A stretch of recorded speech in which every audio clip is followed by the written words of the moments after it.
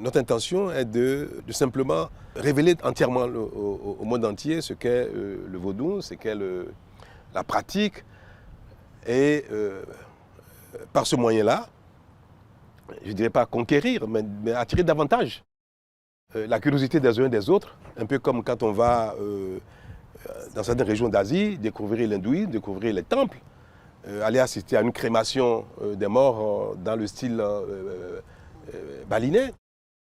Et donc, faire en sorte que le vaudou, ou ce que véhicule le vaudou comme art, comme mode de vie, comme culture, intéresse de plus en plus le monde entier, que les gens viennent donc découvrir le vaudou dans ses diverses facettes, même si la spiritualité n'est pas notre principal intérêt. D'ailleurs, le Bénin est laïque, l'État est laïque, et nous n'avons pas à faire la promotion d'une spiritualité contre une autre.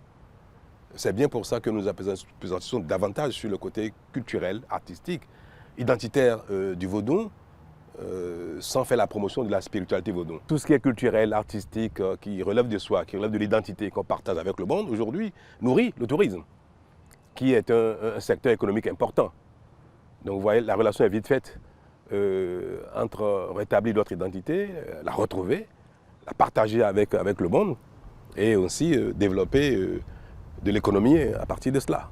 Autant le Bénin consacre des ressources à développer le secteur agricole, à développer le secteur industriel, nous avons dit que le vaudou a pour nous est d'un intérêt aussi économique, puisque le tourisme est un secteur d'activité important. Aujourd'hui, le monde va davantage vers tout ce qui est consommation de tourisme, et c'est un pan à saisir, c'est d'intérêt majeur pour nous. Donc si nous investissons dans le vaudou, pas simplement parce qu'on veut révéler notre identité à nous-mêmes et aux autres, mais surtout aussi parce que nous voulons en faire un secteur de développement économique. Alors là, tous les investissements les plus rationnels et rentables peuvent être effectués dès lors que nous faisons la projection de ce que cela peut créer en termes d'emploi, en termes de richesse, en termes de visite du Bénin, en termes de collecte d'impôts, de ressources pour l'État. Donc l'investissement va s'opérer dans ce cadre de rentabilité globale. Le tourisme, qu'il soit mémoriel ou découverte de la nature, ou de l'art tout simplement, les festivals et consorts, tout cela. D'ailleurs, nous mettons tout ça ensemble. Hein. Vous avez dû constater que le Bénin est sur tous les plans du tourisme. La nature, la culture, la mémoire, l'esclavage.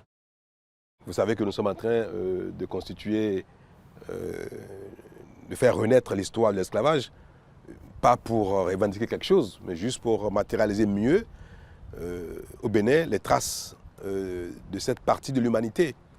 L'humanité a connu quelque chose d'extraordinairement violent, cruel, et une bonne partie s'est déroulée sur nos terres ici. Nous avons estimé que ce serait bien que les générations à venir continuent d'avoir à toucher du doigt ce qu'a été le monde en ces périodes-là, pour que plus jamais on ne retombe plus dans ce travers-là. Et aller découvrir ce que nous avions été dans le passé, ce que le monde a été, ce que les humains ont été, est également touristique. Donc nous agissons sur tous les domaines, y compris le domaine mémoriel, artistique, culturel, mais spirituel. Puisque quand vous allez à Lourdes, aujourd'hui en France, quand vous allez à la Mecque, il y a un aspect économique très important de ces pèlerinages qui sont d'abord spirituels. Mais pour l'économiste que je suis, que tout le monde est, on sait très bien le sous-jacent économique. C'est pour ça que les États de ces pays contribuent au concours, au rayonnement de ces religions, de ces événements ou de ces pèlerinages, parce que ça apporte beaucoup de richesse. L'un de nos intérêts majeurs, c'est aussi que le Bénin se découvre, que chaque Bénin découvre mieux son pays. Et c'est pour ça que nous avons dit depuis le début, notre ambition est de révéler le Bénin à nous-mêmes d'abord. D'abord. Ce n'est pas un langage politique, et tout ce que nous faisons, notre première cible, c'est d'abord nous-mêmes, c'est le Béninois, c'est le Bénin. Et puis, secondairement, le monde. Même au plan économique, que les Béninois de l'intérieur du pays puissent venir à Cotonou, puissent aller à Porto Novo, que ceux de Cotonou puissent aller à Boyacon, à Parakou, à Naitengu, aller voir les réserves animalières, ou aller à Niki découvrir mieux le cœur de la culture Batonou, qui est une ère socioculturelle qui compose aujourd'hui le Bénin, que donc les uns et les autres se découvrent mieux, découvrent les autres régions, les autres cultures qui composent aujourd'hui cette mosaïque de la culture béninoise, est d'abord pour nous d'intérêt majeur et au plan de la connaissance de nous-mêmes par nous-mêmes et au plan économique. D'autant que quand je vais à Porto-Novo, quand je vais à Parakou, séjourner 1 ou 2 jours, quand je vais voir la réserve animalière, c'est de la consommation. Je consomme du transport, je consomme de l'hébergement, je consomme tout ce qui est nécessaire à la survie, je mange et consomme tout ça. Donc, le volet économique aussi était très important pour nous-mêmes. Donc, nous faisons tout pour que le tourisme au Bénin concerne les Béninois d'abord, puis les autres. Ça veut dire que notre cible n'est pas qu'internationale. Vous savez, les religions sont en compétition. Moi, je suis chrétien, catholique pratiquant. Mais je vois combien mon action actuellement peut heurter l'intérêt de la propagation de la foi chrétienne.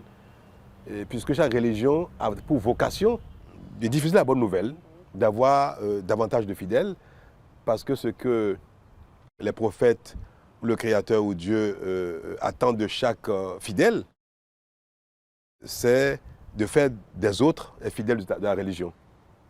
Donc la mission d'un chrétien normal est de diffuser la bonne nouvelle chrétienne. Donc ma mission en tant que chrétien, c'est d'abord celle-là. C'est apporter la bonne nouvelle aux autres musulmans, aux autres fidèles du religion vaudou, leur apporter la bonne nouvelle chrétienne. Et ça, c'est ce qui relève de ma foi et de la recommandation, de l'attente de l'Église à mon endroit personnel. Donc, il est évident que le clergé catholique doit trouver dans mon action peut-être quelque chose qui n'est pas conforme à ce que l'Église attend de moi. Mais au-delà, moi, de ma foi, de la pratique de ma foi, je suis dans une charge aujourd'hui qui recommande que je travaille aussi bien pour les chrétiens catholiques, que ça aussi pour les musulmans, pour les évangéliques, pour les fidèles vaudous, d'abord. Puis deuxièmement, je dois identifier tous les facteurs de développement économique.